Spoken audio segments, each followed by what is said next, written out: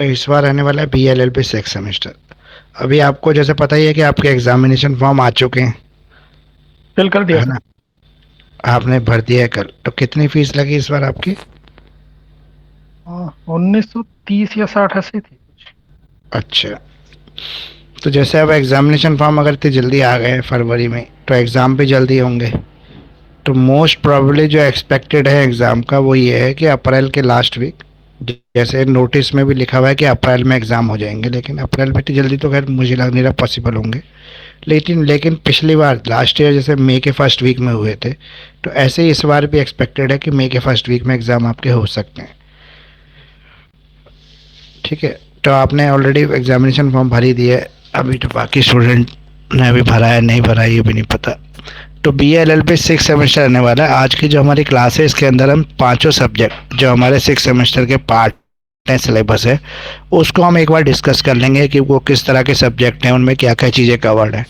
तो जो पहला हमारा पेपर नंबर 1 है वो है था आपका इन्वायरमेंटल लॉ। ये जो इन्वायरमेंटल लॉ है, इसमें एयर, वाटर, फॉरेस्ट, इन्वायरमेंट, ये सारी चीज़ें कवर्ड है। एयर से होने वाला पोल्यूशन, वाटर में होने वाला पोल्यूशन, फॉरेस्ट का जो डिफॉरेस्टेशन है उससे बढ़ने वाला पोल्यूशन, और एनवायरनमेंट के ऊपर क्या इम्पैक्ट है इन सब चीज़ों का, ये एनवायरनमेंट लॉ को कवर करता है। तो सबसे पहले इसका मीनिंग डेफिनेशन, पोल्यूशन क्या होता है, एनवायरनमेंट क्या होता है, काइंड्स ऑफ पोल्यूशन, पोल्यूशन कितने तरीके का है, सोर्सेज क्या क्या है पोल्यूशन के, एशियंट इंडिया की फिलॉसफी को अगर देखें तो किस तरह से इन्वायरमेंट प्रोटेक्शन के लिए काम किया गया। कॉन्स्टिट्यूशनल प्रोविज़न देखें तो कॉन्स्टिट्यूशन में ऐसे कौन से प्रोविज़न हैं जो इन्वायरमेंट की प्रोटेक्शन करते हैं या जो पोल्यूशन के अगेंस्ट उन्होंने लॉ बना रखा है। सी हमारा कोड ऑफ क्रिमिनल प्रोसीजर जो है, CPC जो है, उसके अंदर क्या लॉज है, क्या प्रोसीजर बताया गया पोल्यूशन के अगेंस्ट या पोल्यूशन एक्टिविटी को ख़त्म करने के लिए। IPC जो अब BNS हो गया है, तो BNS में क्या प्रोविज़न है, इन्वायरमेंट कैसे इन्वायरमेंट डेवलपमेंट के लिए क्या कर सकते हैं हम, इन्वायरमेंट प्रॉब्लम जो है उनको कैसे दूर कर सकते हैं, और कब और किस कंडीशन में इन्वायरमेंटल लॉ के अंदर पब्लिक इंटरेस्ट लिटिगेशन फाइल हो सकती है। पब्लिक इंटरेस्ट लिटिगेशन केवल उन मैटर में फाइल होती है जो public as a whole impact करते हैं, प्रभावित करते हो। इसमें जो है हमारा जो है इन्वायरमेंटल पोल्यूशन से जुड़ी हुई सारी चीज़ें इसके अंदर आ जाएंगी, जैसे आपका environment protection act 1986, air prevention control and pollution act 1981, water prevention and control of pollution act 1974, और फॉरेस्ट एक्ट 1927। ये सारे एक्ट इसके अंदर कवर है। फिर पोल्यूटर पे प्रिंसिपल का मतलब है कि जिसकी वजह से इन्वायरमेंट को जितना नुकसान हुआ है तो वो उतने नुकसान की भरपाई करेगा। जैसे आजकल कहते हैं भाई एक पेड़ आपने काटा 10 पेड़ लगाओ, 50 पेड़ लगाओ, सजा दे देते हैं। प्रिकॉशनरी प्रिंसिपल क्या क्या लिए जाने चाहिए इनको इन्वायरमेंट को सेफ रखने के लिए। Public trust doctrine, public trust का क्या रोल है, sustainable development, cases at the national green tribunal NGT किस तरह से इसके ऊपर काम कर रही है, और powers and functions of NGT के पावर फंक्शन क्या क्या है। तो ये इन्वायरमेंटल लॉ है। ये देखेंगे तो ओवरऑल सब्जेक्ट ये टफ नहीं है, ईजी सब्जेक्ट है। इसमें बहुत सारी ऐसी चीज़ें जो डेली आपकी लाइफ में जुड़ी हुई हैं, लाइफ में चलती रहती हैं, उससे जुड़ी हुई चीज़ें। तो इन्वायरमेंटल लॉ हमारा पहला पेपर है 6 सेमेस्टर का। अगर हम अगले पेपर को देखें तो ये हमारा फैमिली लॉ 2 है। फैमिली लॉ 1 हमने हिंदू लॉ पढ़ा था जो हमारा 5th सेमेस्टर के अंदर था, और बच गया दूसरा पर्सनल लॉ जिसे फैमिली लॉ 2 कहेंगे, वो है आपका मुस्लिम लॉ। तो मुस्लिमों के लिए जो लॉ बना हुआ है इंडिया के अंदर, वो इसमें introduction of Muslim law, Muslim law के सोर्सेज क्या क्या है, कौन से स्कूल्स हैं, जैसे हिंदू लॉ के स्कूल थे मिताक्षरा दया वगैरह, ऐसे मुस्लिम लॉ के भी स्कूल्स हैं। एप्लीकेबिलिटी ऑफ मुस्लिम लॉ को कैसे आप एप्लीकेबल कर सकते हैं। मैरिज मुस्लिम में कैसी तरह से मैरिज होती है, मैरिज के लिए जो रिचुअल्स पूरे किए जाते हैं वो क्या है।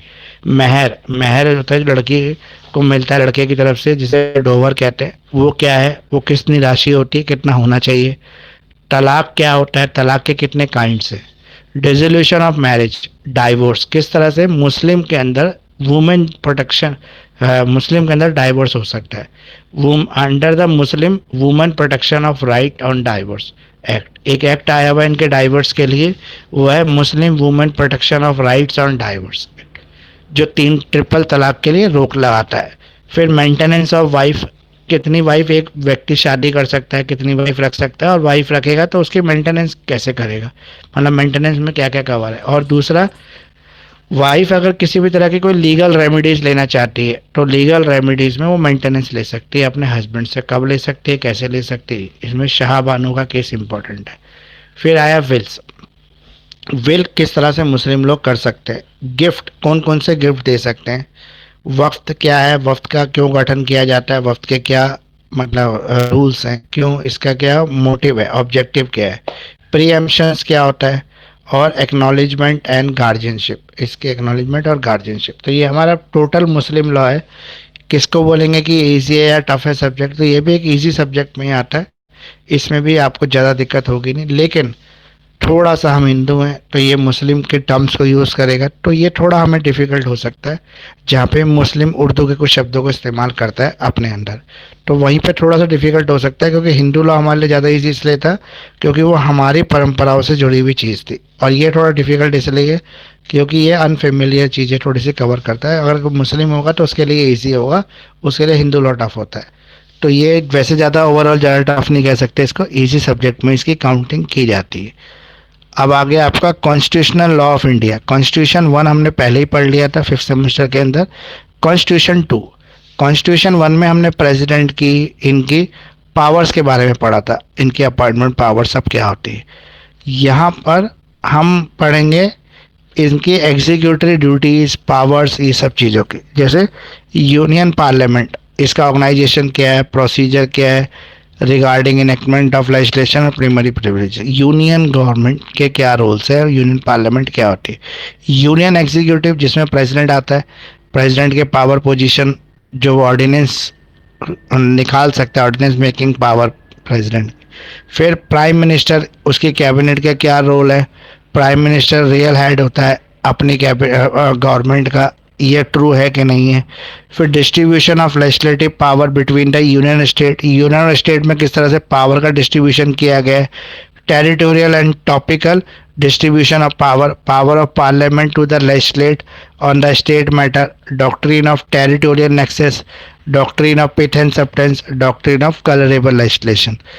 ये सारा हमारा क्या है, कॉन्स्टिट्यूशन से जुड़ गया, और पावर आ गई इसके अंदर यूनियन की और स्टेट्स की। फिर है emergency provision with special reference to proclamation of energy and president rule. फिर union judiciary, supreme court of India, composition and jurisdiction. Supreme court of India का किस तरह से कंपोजिशन हुआ है और उसका जुरिडिक्शन क्या है सुप्रीम कोर्ट का, और किस तरह से पूरे भारत के लिए सबसे बड़ा जो कोर्ट है वो सुप्रीम कोर्ट है।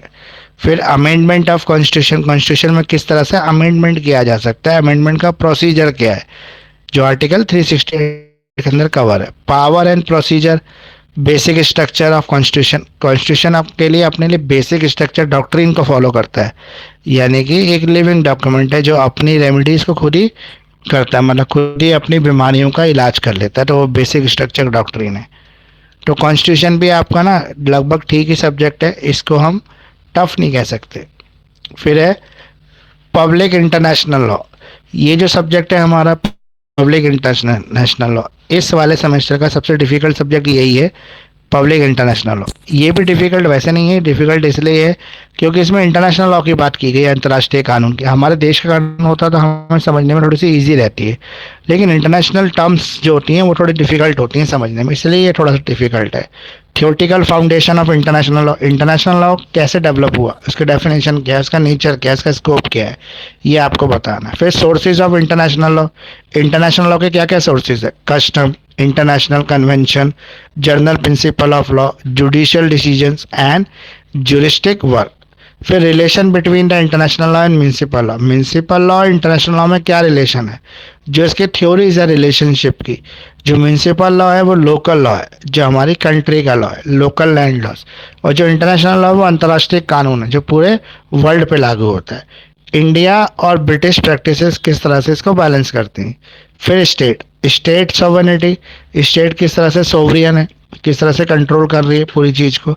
State territories, jurisdictions, recognisation, succession, intervention, nationality, domestic agent और एक्स्ट्राडिक्शन एंड असाइलम। ये जो रिफ्यूजेज होते हैं, जो एक कंट्री दूसरी कंट्री पे जाते हैं वो, और जब कोई भी ऐसा पॉलिटिकल पावरफुल पर्सन दूसरी कंट्री से शरण मांगता है तो वो किस तरह किस कंडीशन के साथ ये हो सकता है या मांग सकता है। लॉज ऑफ वॉर, लड़ाई लड़ने के लिए क्या रूल्स है, क्या नियम बना रखे कंट्री के अंदर।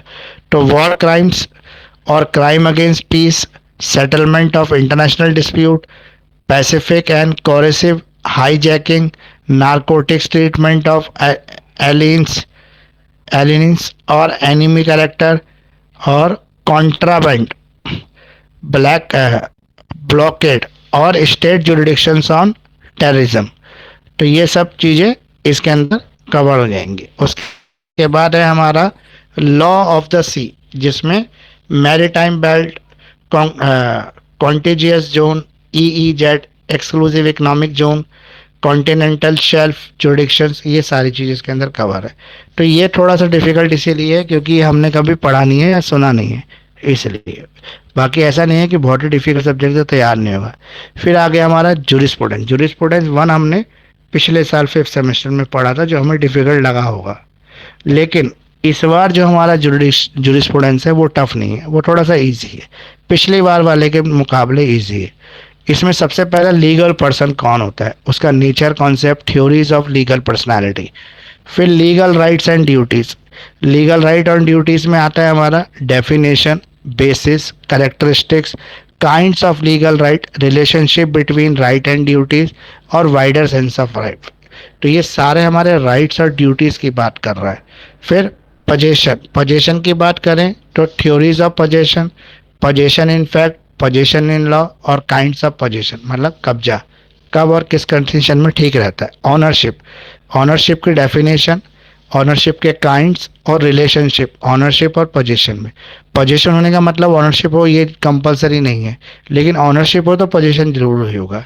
तो ये कंपलसरी हो सकता है, लेकिन कई बार ऑनरशिप होती है लेकिन पोजीशन नहीं होती। फॉर एग्जांपल हमारी रेंटेड प्रॉपर्टी, जिसके ऑनर तो हम हैं लेकिन पोजीशन टेनेंट के पास है, क्योंकि हमने लीगली पोजीशन ट्रांसफ़र कर रखा है। तो ट्रांसफ़र ऑफ इंटरेस्ट कर रखा है। लाइबिलिटी में आपके रेमेडियल और पीनल लाइबिलिटीज़ आती हैं, स्ट्रिक और वाइकेरियस लाइबिलिटीज़, मेंसरिया और नेग्लिजेंस। फिर लॉ एंड जस्टिस, जिसमें एडमिनिस्ट्रेशन ऑफ जस्टिस और थ्योरीज ऑफ पनिशमेंट की बात की गई है, कितनी तरह की थ्योरीज ऑफ पनिशमेंट है। फिर concept of state and sovereignty, एक स्टेट और उसकी सोवरेनिटी क्या है। लॉ एंड मॉरलिटी, जिसमें रिलेशनशिप है लॉ और मॉरल्स के बीच में। Legal enforcement of morality, sources of law, custom, president और लेजिस्लेशन। ये हमारा टोटल 5 सब्जेक्ट हो गए इस बार के। इसमें इस बार जो डिफ़िकल्ट सब्जेक्ट है, जैसे हर बार मैं एक सब्जेक्ट आपको बताता हूँ कि ये डिफ़िकल्ट है, इसको शुरू से थोड़ा ध्यान से पढ़ना, तो वो सब्जेक्ट है इस बार पब्लिक इंटरनेशनल लॉ। अब आपने किसी सब्जेक्ट के बारे में कुछ स्पेसिफिक चीज़ पूछनी है? नहीं सर, पढ़ना शुरू करेंगे तभी कुछ क्वेरी आएगी। अब ये बताइए कि हम किस सब्जेक्ट से शुरू कर लें। अब हमारे पास जो ऑप्शन है, एनवायरमेंटल लॉ से कर सकते हैं या फिर फैमिली लॉ से शुरू कर सकते हैं।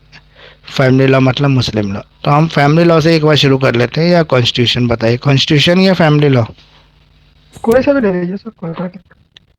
चलिए फिर फैमिली लॉ से शुरू करते हैं। थोड़ा सा मुस्लिम लॉ पढ़ेंगे, मुस्लिम लॉ को समझेंगे कि मुस्लिम लॉ में क्या चीज़ है, किस तरह से मुस्लिम मैरिजेस होती हैं और सब चीज़ें इसके अंदर पढ़ेंगे। तो इसको हम कल से शुरू करेंगे मुस्लिम लॉ को। ठीक है, क्लासेस का टाइमिंग आपका यही रहेगा, लेट इवनिंग ही, और पहले की तरह करेंगे, कोशिश करेंगे इस बार थोड़ा सा जल्दी करने की, क्योंकि हो सकता है एग्ज़ाम अप्रैल के लास्ट वीक में ना हो जाए, तो हमारे पास लगभग 2 महीने ही बचेंगे, इसलिए। ओके जी।